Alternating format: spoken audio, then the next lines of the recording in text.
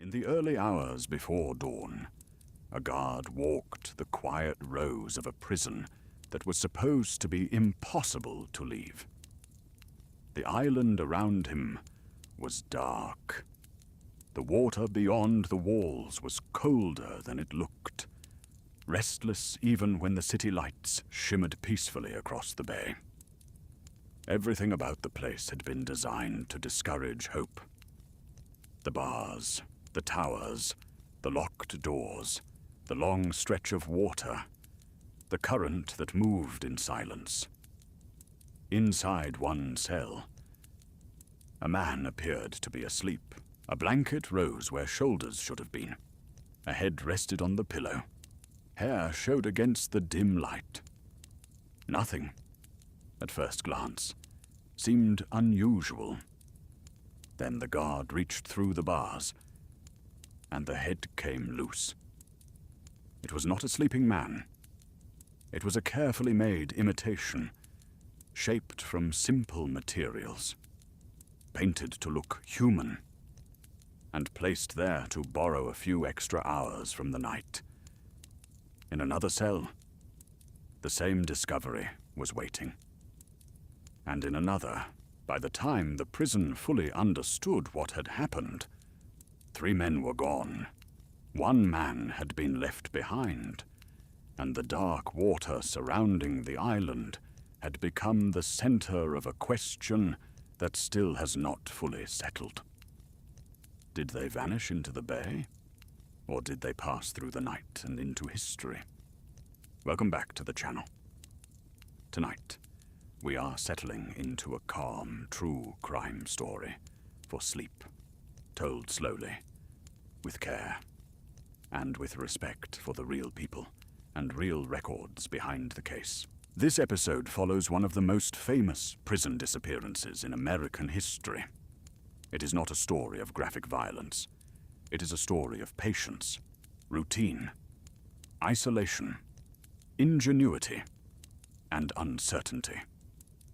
It takes place in a federal prison surrounded by water, where the distance between confinement and freedom was only about a mile in some directions. But in practical terms, it might as well have been an ocean. As always, the aim here is not to sensationalize. We will move gently through the facts, the setting, the people involved, the plan, the investigation, and the unanswered questions that remain. You do not need to keep track of every date or name. Let the story unfold at an easy pace. And if you are listening at night, you can let the details come and go like the sound of water against stone. The prison at the center of this story stood on an island in San Francisco Bay. For many years, the island had been known for military use, for confinement, and later for one of the most guarded federal penitentiaries in the United States.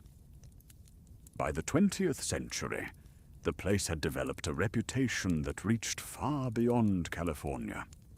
It was spoken of as a last stop, a hard place, a place for men who had been difficult to manage somewhere else. In 1934, during an era of high-profile crime and public fear, the island prison was reworked into a maximum security federal penitentiary. Its location was part of its design. The prison was not hidden in the desert or deep in the mountains. It sat in plain view of a major city. On clear days, men inside could see San Francisco. They could see the mainland. They could see signs of ordinary life. Lights, hills, boats, windows, streets. But between the cell house and that city was the bay. The water was cold. The currents were strong.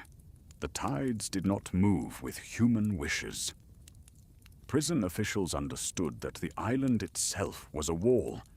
Even if a man could get through bars, locked doors, guarded corridors, exterior fences, and patrols, he still had to face the water, for the men housed there. That view must have been both beautiful and cruel. Freedom was visible. It was close enough to imagine in detail. But every part of the prison said that imagining was all a man could do. Alcatraz housed many inmates whose names became part of American criminal history. But this story is not about the most famous names who arrived there. It is about three men who were not celebrities in the same way, and yet became inseparable from the island's legend. The first was Frank Lee Morris. Morris had been born in Washington, D.C. in 1926. Official accounts describe a difficult early life. He was orphaned young and moved through foster homes. By adolescence, he had begun committing crimes.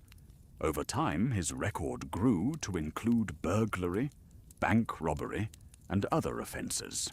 What made Morris stand out to prison officials was not only his record. He was considered unusually intelligent.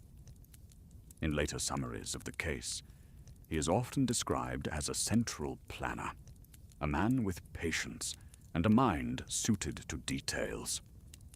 He had also attempted escape before. That history mattered. Alcatraz was built, in part, for prisoners who had proven difficult elsewhere.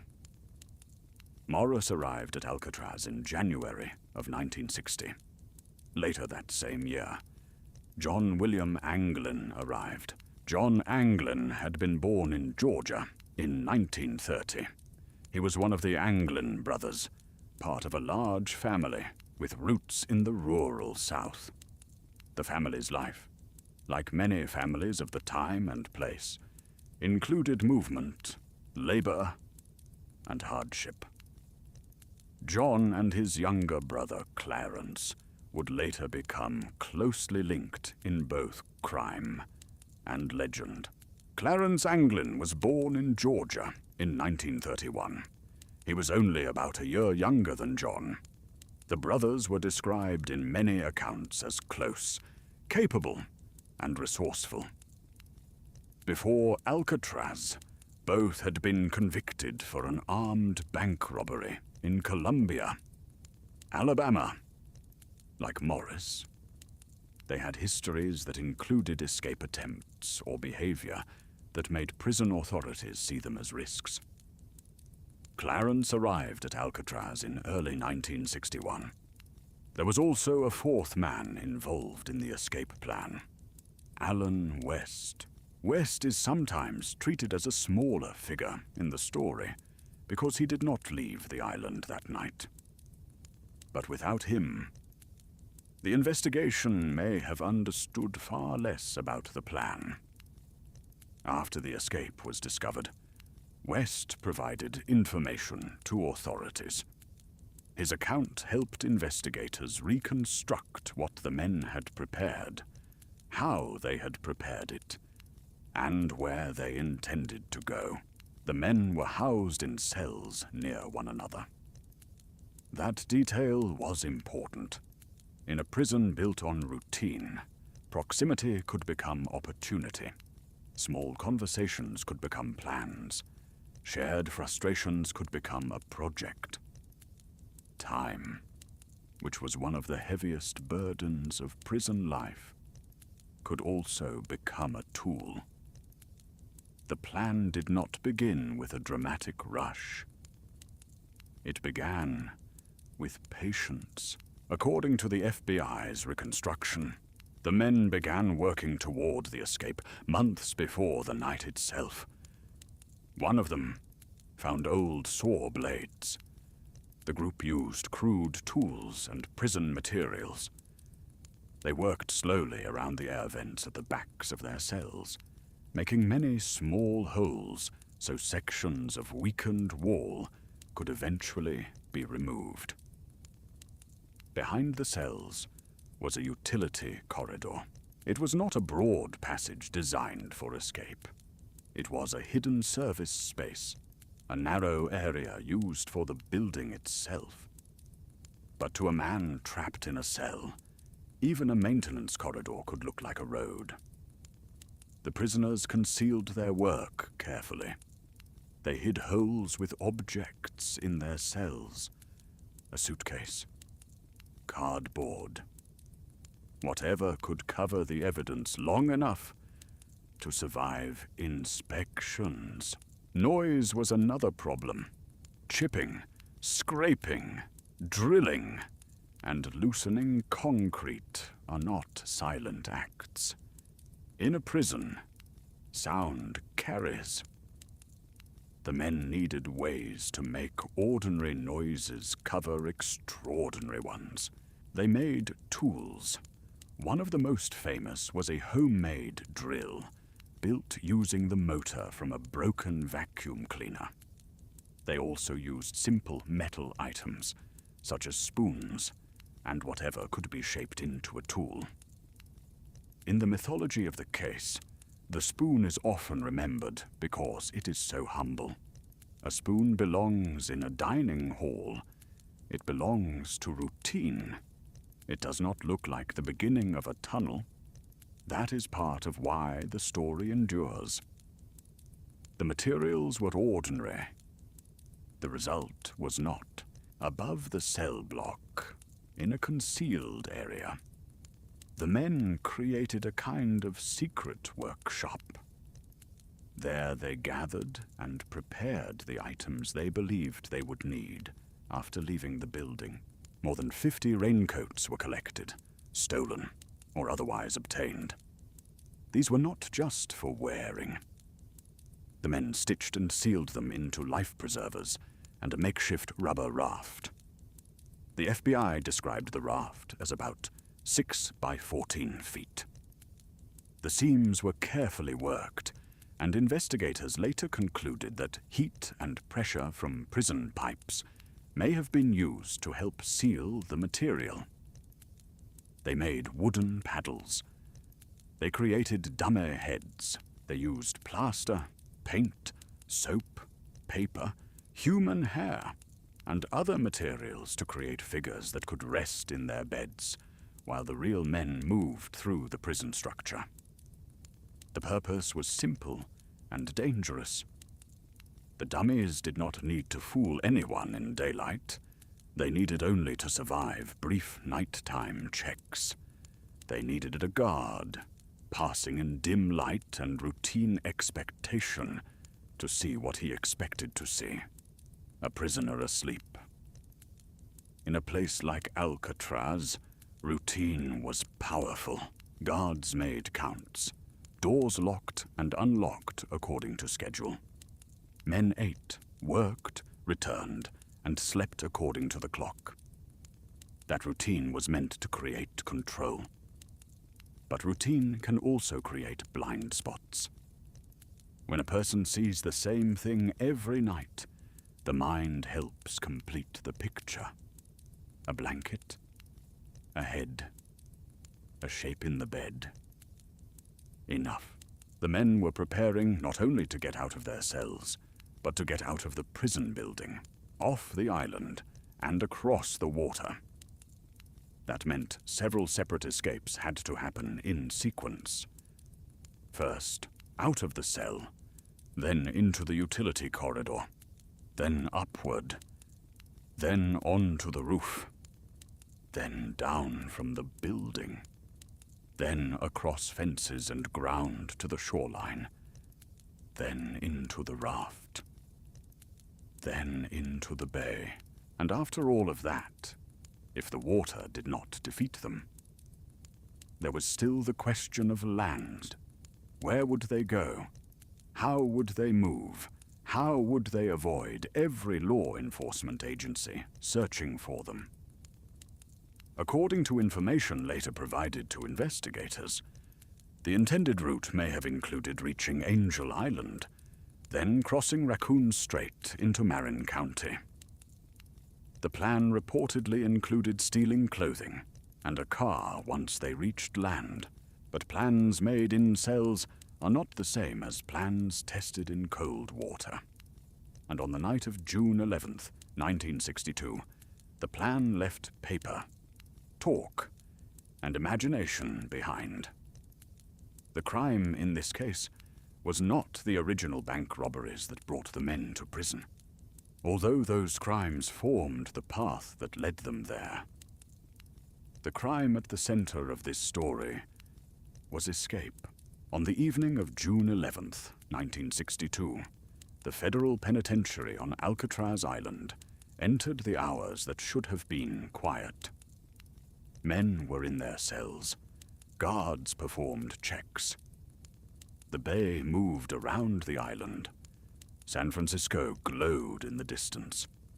Frank Morris, John Anglin, Clarence Anglin, and Alan West had prepared for this moment. But from the beginning of the final act, something went wrong. West could not get out of his cell in time. Accounts describe his ventilator grill as not fully removed when the others were ready to go. In a plan built on timing, delay could destroy everything. The others did not wait long enough for him to join them. Whether that decision was cold, necessary, panicked, or simply inevitable, it changed the history of the escape. West stayed behind. Morris and the Anglin brothers moved into the utility corridor behind their cells. Their dummy heads remained under blankets, lying where they should have been lying. For the moment, the prison still believed the men were inside. The three gathered their gear. They climbed upward through the structure of the prison building. They reached the roof of the cell house through a ventilator opening. From there, they made their way across the roof and down at the rear of the building, using a smokestack associated with the bakery area.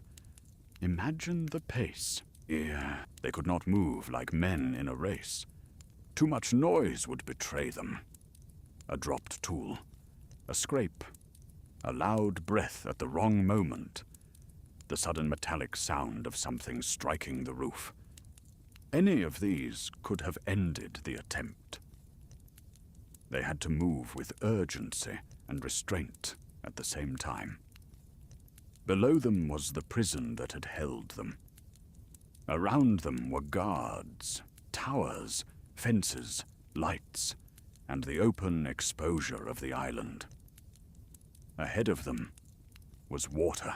After leaving the cell house area, they climbed over fences and moved towards the northeast shore of the island. This was where the plan became more than an escape from a building. It became an escape from geography. The raft had to work. The life preservers had to work. The paddles had to work. The men had to launch without being seen, push away from the island, and enter one of the most unforgiving parts of the plan. San Francisco Bay is not a still lake. It is shaped by tides, currents, wind, channels, and cold water. A person looking across it in daylight might underestimate it, especially if the distance seems manageable. But in darkness, with homemade equipment, after physical exertion, under the pressure of pursuit, the bay would have been a very different place. The men may have aimed for Angel Island. They may have been pushed by current. They may have struggled with the raft. They may have separated. They may have reached land. They may have never left the water alive. This is where the documented story becomes quiet. There were no confirmed witnesses who watched them land safely. There was no arrest. There was no recovered body. There was only the morning. On June 12th, the routine bed check revealed the absence. The dummy heads were discovered. Frank Morris was gone. John Anglin was gone. Clarence Anglin was gone. Alan West remained in the prison, unable to complete the escape. The prison went into lockdown. A search began almost immediately. The impossible prison had been breached. But breaching Alcatraz was not the same as surviving Alcatraz. When the escape was discovered, authorities had to answer several questions at once. How had the men left their cells? How long had they been gone? Where had they gone after leaving the building? Had anyone helped them? Were they still on the island? Were they already on the mainland? Or were they somewhere in the bay? The FBI was notified and became involved in the investigation.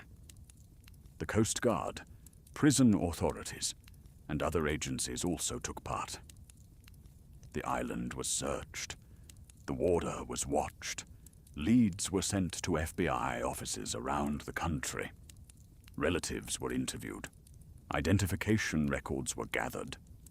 Boat operators in the bay were asked to be alert for debris. Inside the prison, investigators found the evidence of preparation, the holes behind the vents, the hidden passage, the workshop area above the cell block, the tools, the materials, the dummy heads. The dummies became the most memorable artifacts of the escape, but they were only one part of the plan. The more investigators looked, the more the escape appeared to be the result of long, careful work. It was not a sudden rush through an unlocked door. It was a slow dismantling of assumptions. Authorities learned that the men had drilled closely spaced holes around the air vent covers in their cells. They had loosened sections of wall enough to remove them. They had disguised the damage. They had used the unguarded corridor behind the cells. They had climbed through the building and created a concealed workspace. They had shaped a raft from raincoats. They had made life preservers. They had created paddles. They had even made a crude periscope to help keep watch. Every detail suggested persistence. The question was whether persistence had carried them beyond the water. Within 2 days, investigators found a packet of letters sealed in rubber. The letters were connected to the men. Later, pieces of wood that appeared paddle-like were found, along with bits of rubber inner tube, a homemade life vest washed up on Cronkite Beach, on the Marin County side of the Golden Gate. The discoveries were important, but they did not settle the case. Debris could mean failure. It could mean the raft came apart. It could mean the men drowned. But debris could also mean survival. A life vest washing ashore did not prove the person who used it had died. Paddle pieces did not prove the men had failed. A rubber packet did not answer whether it had been lost by accident or discarded after reaching land. Investigators considered the reported plan to reach Angel Island and then Marin County. They also considered the possibility that wind and current had pushed the men elsewhere. The FBI noted that while young people had made the swim from Alcatraz to Angel Island, the strong currents and cold water made the odds poor for these men, especially at night and with improvised equipment. Authorities looked for signs that the escapees had reached land. According to the FBI, if the men had reached the mainland, their plan was believed to include stealing clothing and a car. Yet investigators did not find theft reports that matched what they expected, despite the massive attention the case received. They looked at family connections. Could someone have helped from outside? Could relatives have provided money, transportation, shelter, or a boat? The FBI later stated that it could not substantiate outside help, and considered the families unlikely to have had the financial means to support an elaborate escape after the fact. They pursued leads for years. Sightings were reported. Claims were made. Rumors grew. In a case like this, the absence of a body creates space. The space fills quickly with possibility. Some people believed the men drowned soon after leaving Alcatraz.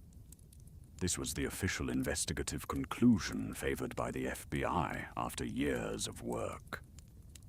The water was cold, the current strong, and the equipment homemade. From that view, the bay did what the prison walls could not do. Others believed the men survived. There were reasons people could not let go of that possibility. The bodies were never recovered. At least some debris was found in places that could fit a partial crossing. The Anglin brothers were said in some accounts to have been strong swimmers. The plan showed intelligence and patience. And over time, alleged clues and family stories gave the mystery new life. One recurring thread involves claims that the Anglin brothers lived after the escape, possibly outside the United States. Some family members and independent researchers have argued for survival. Photographs have been discussed. Stories have been told about possible visits, possible messages, and possible lives lived under other names. But public fascination is not proof. In 2013, a letter was reportedly sent to the San Francisco Police Department by someone claiming to be John Anglin. The letter said the men had survived the escape, that Frank Morris had died in 2008, that Clarence Anglin had died in 2011, and that the writer himself was ill. Years later, the letter became public through news reporting and renewed interest in the case. Authorities examined it, but tests involving handwriting, fingerprints, and DNA were reported as inconclusive, and the lead did not resolve the mystery. That is one of the central patterns of this story. Something appears, it seems, briefly, that the fog might lift. Then the fog settles again. The FBI worked the case for 17 years. On December 31st, 1979, it officially closed its file and turned responsibility over to the U.S. Marshals Service. The FBI's conclusion was not that every question had been answered with certainty. Rather, the Bureau found no credible evidence that the men were alive and considered drowning the likely outcome. The U.S. Marshals Service continued to hold the warrants. As of the current public profiles, Frank Morris, John Anglin, and Clarence Anglin are still listed by the U.S. Marshals as wanted for escape. Their case outlines identified the June 11th, 1962, escape from the Federal Penitentiary at Alcatraz as the reason. This creates a strange balance. One agency closed its investigation decades ago. Another still maintains the fugitives in its records. And the public remains between the two possibilities: the official likelihood that the men died, and the unresolved fact that no one has conclusively shown where they ended up. The Alcatraz escape remains unresolved because the most important evidence never arrived. No confirmed bodies were recovered. No verified arrest was made. No settled proof of survival appeared. No final account from one of the men was accepted as authentic. In many mysteries, the unknown comes from too much evidence that points in different directions. In this case, The unknown comes from absence. The men disappeared at the exact point where the physical evidence became hardest to interpret. Inside the prison. The story is detailed. Investigators could see how the holes were made. They could identify the utility corridor. They could examine the dummy heads and the workshop. They could reconstruct the movement through the building and onto the roof. But once the men reached the water, the trail thinned. The bay did not preserve a clear path. Tides move, objects drift, currents separate evidence from events. A life vest may wash up far from where it was lost. A paddle may travel without its owner. The absence of debris may mean nothing, and the presence of debris may mean several things. The men planned for survival, but planning is not the same as surviving. Their raft was inventive, but homemade. Their life preservers were clever, but untested in the harshest conditions. Their paddles were real, but simple. Their timing may have been careful, but the bay did not owe them calm water. If they drowned, their bodies could have been carried away, trapped, or lost in conditions that made recovery difficult. That possibility is not far-fetched. Water often keeps its own counsel. If they survived, they would have needed extraordinary luck after extraordinary planning. They would have needed to reach land without being seen. They would have needed dry clothing, transportation, shelter, and money. They would have needed to avoid family contact that could be proven. They would have needed to stay quiet for the rest of their lives, while one of the most famous manhunts in American history searched for them. That is also difficult. But difficult is not impossible. This is why the case holds people. The official answer is plausible. The alternative is also just plausible enough to endure. The men were not known to have committed violence during the escape itself. They did not leave behind a scene of injury. They left behind objects, heads made to fool the eye, widened vents, hidden tools, raincoat material, paddles, and questions. There is also something psychologically powerful about the setting. Alcatraz was not merely a prison. It was a symbol. It represented the idea that some places could not be defeated. The 1962 escape cracked that symbol.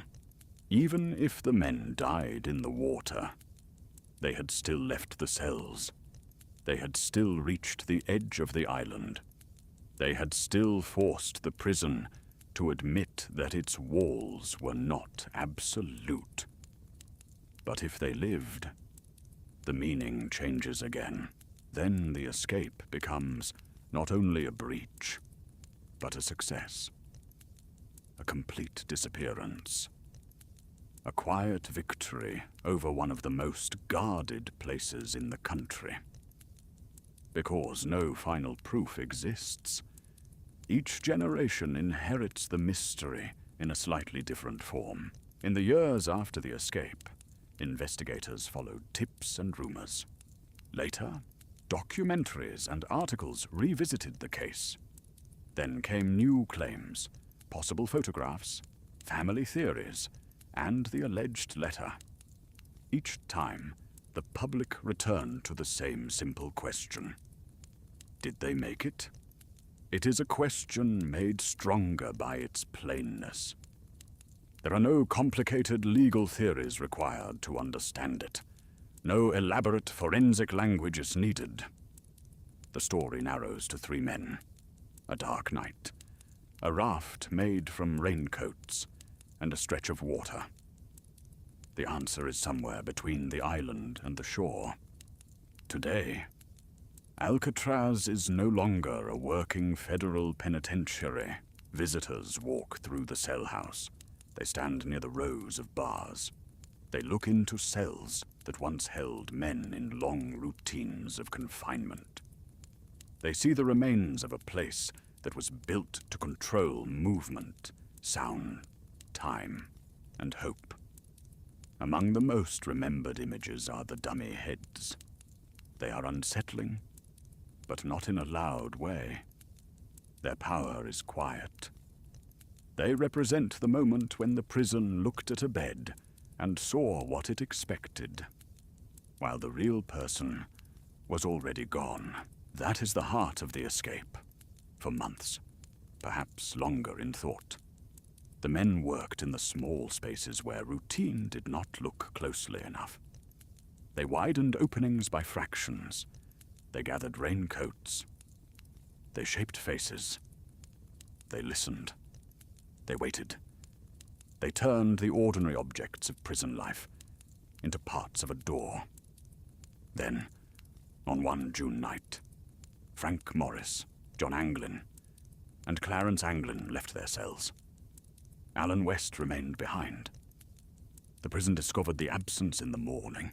The search spread outward from the island, across water, across shorelines, across states, across years.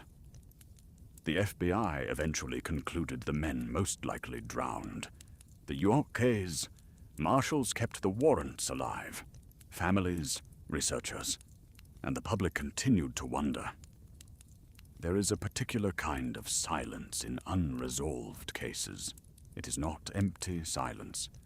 It is filled with things that cannot be confirmed.